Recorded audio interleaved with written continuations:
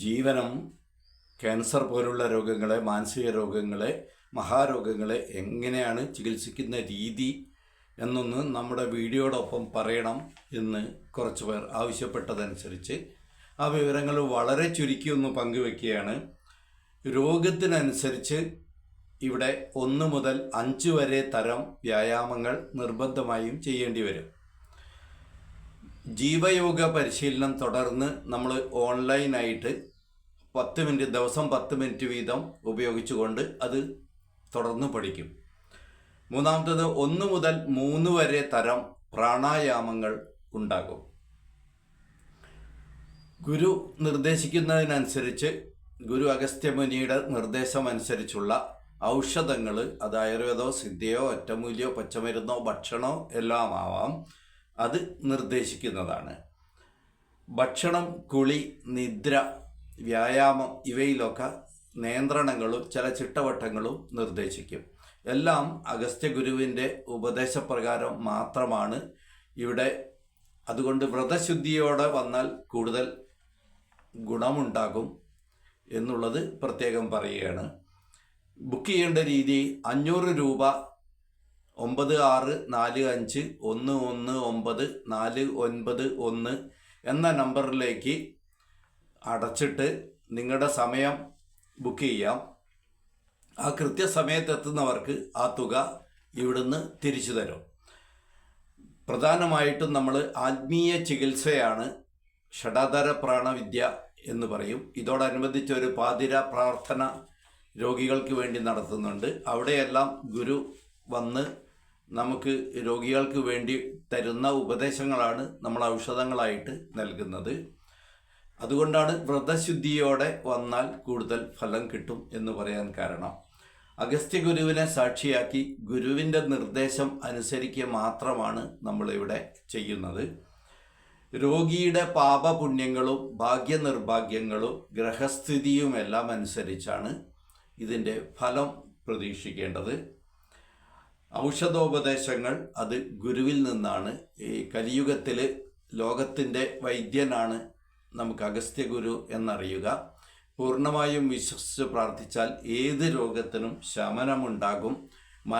മാറാത്ത മാനസിക രോഗങ്ങൾ, ക്യാൻസർ പോലുള്ള രോഗങ്ങൾ, കരളിൻ്റെ തകരാറുകൾ, കുഴഞ്ഞു കിടക്കുന്നവർ, അങ്ങനെയുള്ള പാർക്കിൻസൺസ് പോലുള്ള രോഗങ്ങൾ, ഇതെല്ലാം അവിടെ ഒരുപാട് രോഗികൾ അനുഭവമുണ്ട്. നമ്മുടെ ചികിത്സയല്ല, ഗുരുവിൻ്റെ ചികിത്സ നേരിട്ട് കിട്ടുവാൻ അതിനുള്ള പുണ്യം ഭാഗ്യം നമ്മൾ ചെയ്തിരിക്കണം. അതുമാത്രമാണ് ഈ വിഷയത്തിൽ നിങ്ങളോട് ഉണർത്തിക്കാനുള്ളത്. കൂടുതൽ കാര്യങ്ങൾ ഇവിടെ കൊടുത്തിരിക്കുന്ന നമ്പറിൽ അന്വേഷിച്ചാൽ നിങ്ങൾക്ക് കിട്ടും. നന്ദി. നമസ്കാരം. മഹാരോഗ പഠനത്തിൻ്റെ 18ാം ഭാഗത്തേക്ക് നമ്മൾ പ്രവേശിക്കുകയാണ്. ആദിദൈവിക ദുഃഖങ്ങളിൽ പ്രധാനമാണ് ദൈവബലപ്രവൃത്തം. ഇത് 2 തരത്തിലുണ്ട് എന്ന് ആചാര്യൻ പറയുന്നു. വിദ്യുത് ദർശനാധികൃതങ്ങൾ, രണ്ടാമത്തത് പിശാചാധികൃതങ്ങൾ. വിദ്യുത് ദർശനാധികൃതങ്ങൾ എന്ന് പറഞ്ഞാൽ മിന്നലേറ്റുണ്ടാകുന്നവ, ഷോക്കേറ്റുണ്ടാകുന്നവ, സമാനമായ അവസ്ഥകളിൽ നമ്മുടെ ശരീരത്തിന് ഉണ്ടാകുന്ന തളർച്ച, നാശം, ചില അവയവങ്ങൾ നഷ്ടപ്പെട്ടു പോകൽ എന്നിവയെല്ലാം ആക്സിഡൻറ്റുകളിൽ വരുന്നതെല്ലാം അതിൽ ഉൾപ്പെടും. യജുർവേദ കാലം മുതൽക്ക് നമുക്ക് ഈ സൂക്ഷ്മജീവികളെക്കുറിച്ചുള്ള പഠനമുണ്ട് എന്ന് പറഞ്ഞാൽ ഒരുപക്ഷെ നിങ്ങൾ വിശ്വസിക്കില്ല. അഥർവത്തിൽ നമുക്ക് 32 തരം അണുക്കളെക്കുറിച്ച് പറയുന്നുണ്ട്. അവ കൈകളുള്ളത്, ചലിക്കുന്നത്, ചലിക്കാനാവാത്തത്, ചുവന്ന നിറമുള്ളത് എന്നിങ്ങനെ വിശദമായ പഠനങ്ങൾ അവയിൽ കാണാവുന്നതാണ്. ആ കാലത്ത് ഏത് ഉപകരണം കൊണ്ട് അവയെ കണ്ടെത്തി എന്ന് ചോദിക്കരുത്. നമുക്കതേക്കുറിച്ചുള്ള ചരിത്ര പഠനങ്ങളൊന്നും ഇതുവരെ ലഭ്യമല്ല. പക്ഷേ അന്നത് ഉണ്ടായിരുന്നു.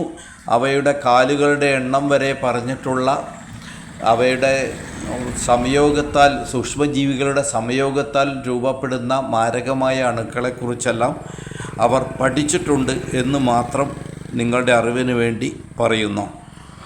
എണ്ണമറ്റ പഠനങ്ങൾ എന്ന് തന്നെ പറയാം. സൂക്ഷ്മജീവികളിൽ ചിലതിനെ നാം ഒന്ന് സ്മരിച്ചാൽ പോലും, അവയെക്കുറിച്ച് ചിന്തിച്ചാൽ പോലും അവ നമ്മളുടെ അടുത്ത് പ്രത്യക്ഷപ്പെടും, അല്ലെങ്കിൽ നമ്മുടെ ശരീരത്തിൽ കയറി കൂടും. ഇവയെയാണ് പണ്ടുള്ളവൻ ബാധ എന്ന് പറഞ്ഞിരുന്നത്. ചില ചിന്തകളിൽ നിന്നാണ് അവ ഉണ്ടാകുന്നത്. ഇന്നത്തെ ക്വാണ്ടം ഫിസിക്സിൻ്റെ പഠനങ്ങൾ ആ വഴിക്കാണ് പോകുന്നത്. നമുക്കൊരു ചുമരിന് ഇപ്പുറത്ത് നിന്ന് ചുമരിനെ തുളയ്ക്കാതെ തന്നെ അപ്പുറത്തേക്ക് കടക്കാൻ കഴിയും എന്നുള്ള തരത്തിലുള്ള ക്വാണ്ടം ടണലിംഗ് വരെ ഇന്ന് നോബൽ സമ്മാനത്തിന് അർഹമായ കണ്ടുപിടുത്തമാണ് എന്നുകൂടി നിങ്ങൾ ഇതോടുകൂടി കൂട്ടി വായിക്കുക. അപ്പോൾ മാനവ സങ്കല്പങ്ങൾക്കതീതമായ ഉത്ഭവം, നില, തിരോധാനം ഇവയെല്ലാം സൂക്ഷ്മജീവികൾക്കുണ്ട് എന്നുള്ളത് അവയുടെ ജീവിതം നമ്മൾ സങ്കല്പിക്കുന്ന ഒരു ലോകത്തല്ല എന്ന് മാത്രം കാര്യമായി മനസ്സിലാക്കുക. നമ്മുടെ മനസ്സും ശരീരവും ബുദ്ധിയും അശുദ്ധമാകുമ്പോൾ മാത്രമാണ് അവ നമ്മളിൽ പ്രവർത്തിക്കുന്നത്. അല്ലാതെ പ്രവർത്തിക്കുന്നവയെല്ലാം മനസ്സ് ശുദ്ധമായ, ശരീരം ശുദ്ധമായ, പ്രകൃതിക്കിണങ്ങി ജീവിക്കുന്നവരിൽ പ്രവർത്തിക്കുന്ന സൂക്ഷ്മജീവികൾ നമ്മെ സഹായിക്കുന്നവയാണ്. നമുക്കൊരിക്കലും അത് രോഗമുണ്ടാക്കുന്നില്ല, മറിച്ച് ആരോഗ്യം തരികയും ചെയ്യും. നമ്മുടെ ഹോർമോൺ ലെവലുകൾ കൃത്യമായി കാത്തു സൂക്ഷിക്കും, നമ്മുടെ മാനസിക വ്യാപാരങ്ങളെ സഹായിക്കും. ഇങ്ങനെയെല്ലാം അവ നമ്മളെ സഹായിക്കുന്നവയാണ്. നമ്മുടെ ധാതുക്കൾ ദുഷിക്കുമ്പോൾ, അവ നമ്മുടെ ഭക്ഷണം കാരണവും ആഹാര നിഹാര വിഹാരാദികൾ കാരണം നമ്മുടെ ധാതുക്കൾ ദുഷിക്കുമ്പോൾ അവ നമ്മളിൽ പ്രവർത്തിക്കുന്നു. കാരണം ആ ദുഷിച്ച ധാതുക്കളാണ് അവയുടെ ആഹാരം എന്ന് മനസ്സിലാക്കുക. മലങ്ങൾ ദുഷിക്കുമ്പോൾ അവയിൽ പ്രവർത്തിക്കും. സൂക്ഷ്മജീവികൾ ഇങ്ങനെ ധാതുക്കളിലും മലങ്ങളിലും നമ്മുടെ അന്നങ്ങളിലും വൃത്തികേടാക്കിയ അന്നങ്ങളിലും നമ്മുടെ മലിനമായ പരിസരങ്ങളിലുമെല്ലാം പ്രവർത്തിക്കുന്നു. അവയുണ്ടെങ്കിൽ മാത്രമേ അവയ്ക്ക് അവിടെ പ്രവർത്തിക്കാൻ കഴിയുള്ളൂ, നിലനിൽക്കാൻ കഴിയുള്ളൂ. അവ ഒരിക്കലും നേരിട്ട് പ്രവർത്തിച്ച് നമുക്ക് രോഗത്തിന് കാരണമാകുന്നില്ല എന്നറിയുക. അങ്ങനെ ആഭ്യന്തരവും ബാഹ്യവുമായ ശുചിത്വം നമ്മൾ പാലിച്ചാൽ നമുക്ക് ഒരു രോഗവും ഉണ്ടാകില്ല എന്നാണ് പൗരാണികൻ നമ്മോട് പറഞ്ഞിട്ടുള്ളത്.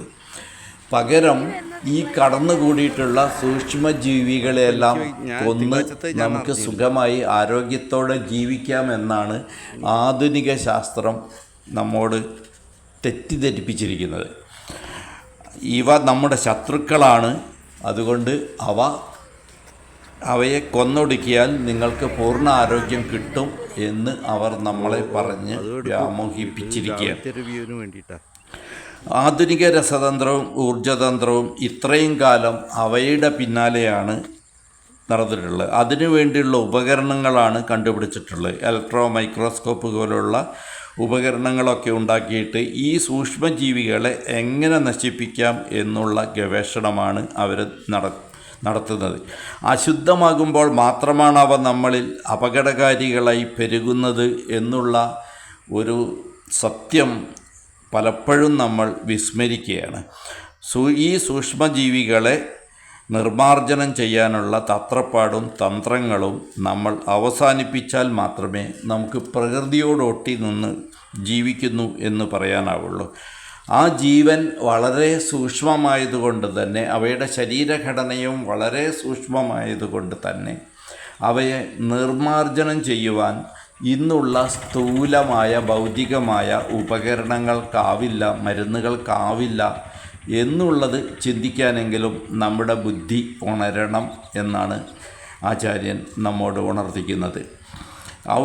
ഈ കഴിക്കുന്ന ഔഷധങ്ങൾ തന്നെ മറ്റു രോഗങ്ങൾ ഉണ്ടാക്കുകയും ജീവൻ്റെ സൂക്ഷ്മഭാവങ്ങളെ, നമ്മളിലുള്ള ജീവൻ്റെ സൂക്ഷ്മമായ കലകളെ നശിപ്പിക്കുന്നവയായി മാറുന്നു. ആ ഔഷധങ്ങൾ തന്നെ പിന്നീട് ഈ രോഗവാഹകരായും മാറുന്നു.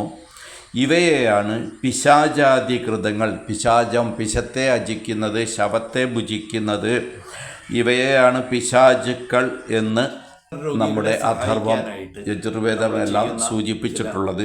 നമ്മൾ ഇന്ന് പറയുന്ന പിശാചുക്കളല്ല അവയൊന്നും. പിശാചങ്ങൾ, രാക്ഷസങ്ങൾ, ഗ്രഹങ്ങൾ, ഭൂതങ്ങൾ എന്നെല്ലാമുള്ള ശബ്ദങ്ങൾ സംസ്കൃത ഗ്രന്ഥങ്ങളിലുണ്ട്. അവയെല്ലാം ശാസ്ത്രീയ അടിസ്ഥാനത്തിൽ മനസ്സിലാക്കാൻ ഇനിയെങ്കിലും നമ്മൾ തയ്യാറാകേണ്ടിയിരിക്കുന്നു. എന്നുള്ളതാണ് പ്രധാനമായിട്ടും അതുകൊണ്ട് ഉദ്ദേശിക്കുന്നത്. അതുകൊണ്ട് ഏതൊരു ചികിത്സയോടൊപ്പവും നമുക്കിത് ഉപയോഗപ്പെടുത്താൻ കഴിയും. തീർച്ചയായിട്ടും അതിൻ്റെ ഫലവും ഉണ്ടാക്കും. പോഷകക്കുറവ് തീരുക എന്ന് പറഞ്ഞാൽ തന്നെ രോഗത്തെ നേരിടാനുള്ള ഒരു ശക്തി രോഗിക്ക് കിട്ടും, കഴിവ് കിട്ടും. മെറ്റബോളിസം തകരാറുകളെല്ലാം ശരിയായി വരും.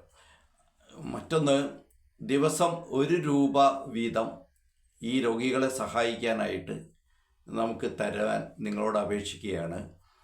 അങ്ങനെ തരുന്നവർക്കാണ് നമ്മൾ ജീവനത്തിൻ്റെ സഹായങ്ങളൊക്കെ തുടർന്ന് ആവശ്യം വരുമ്പോൾ നൽകുന്നത്. ഒരു വലിയ ഓപ്പറേഷൻ വേണ്ടി വരിക, മഹാരോഗങ്ങൾ വന്ന് കഷ്ടത്തിലാവുക, അങ്ങനെ വലിയ നാശനഷ്ടങ്ങൾ ഉണ്ടാകുന്ന ഒരവസ്ഥയിലേക്ക് വരിക, ആ സമയത്തൊക്കെ ജീവനത്തിൻ്റെ സഹായം പ്രതീക്ഷിക്കാം. മാത്രമല്ല, കാലശേഷം നമ്മൾ ഉദ്ദേശിക്കുന്നത് ട്രസ്റ്റിൻ്റെ ആ സമയത്തെ ഫണ്ടിൻ്റെ 10%, അത് 2 ലക്ഷം മുതൽ 10 ലക്ഷം രൂപ വരെ ആ കുടുംബത്തിന് ഒരു സഹായം നൽകാനാണ് നമ്മൾ ഉദ്ദേശിക്കുന്നത്. അപ്പോൾ കൂടുതൽ ആളുകൾ ചേർന്ന് കഴിഞ്ഞാൽ അത് കൂടുതൽ എമൗണ്ട് സഹായിക്കാൻ കഴിയും. അപ്പോൾ അങ്ങനെയുള്ള അതോടൊപ്പം തന്നെ ഒരുപാട് ക്യാൻസർ രോഗികളെ, അങ്ങനെയുള്ള കഷ്ടപ്പെടുന്ന ആളുകൾക്കൊക്കെ സഹായധനമായിട്ട് നമ്മളിവിടെ കൊടുത്തു വരുന്നുണ്ട്. അപ്പോൾ ദിവസം 1 രൂപ ആ ഒരു പാവപ്പെട്ടവർക്ക് വേണ്ടിയിട്ട്, ജീവകാരുണ്യ സേവനത്തിന് വേണ്ടിയിട്ട് മാറ്റിവെക്കാനും ആ തുക നമ്മുടെ ട്രസ്റ്റിൻ്റെ അക്കൗണ്ടിലേക്ക് അടയ്ക്കുവാനും അപേക്ഷിക്കുകയാണ്. നമസ്തേ.